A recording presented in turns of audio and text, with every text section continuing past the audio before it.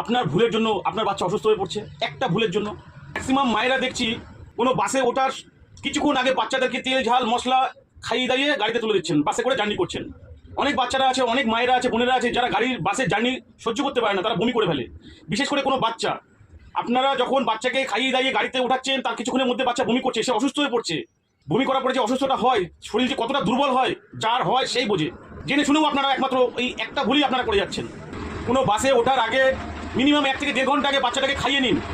কেউ শুকনো খাবার, স্ন্যাক্স খাবার হাতে রেখে দিন। আপনি যখন গাড়িটা জার্নি করছেন, যাচ্ছেন, ঠিক আছে, তার যদি খেতে ইচ্ছুক হয়, সে খেতে চায়, আপনি অবশ্যই খাওয়াবেন।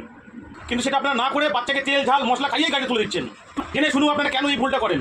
আমিও সন্তানের বাবা, আমরা বুঝতে পারি, কষ্টটা অনুভব করতে পারি। কোনো প্ল্যান করেছেন যে কোনো বাসে আপনারা জার্নি করবেন, কোথাও যাবেন, আপনারা যারা গাড়িতে জার্নি সহ্য করতে পারেন না, মিনিমাম 1.5 ঘন্টা 1 ঘন্টা আগে আপনারা কিছু খাওয়া দাওয়া করে নিন। একজন ড্রাইভার হিসাবে যেটুকু কর্তব্য আমার বলার আমি বললাম, বাকিটা আপনাদের ব্যক্তিগত ব্যাপার। ধন্যবাদ।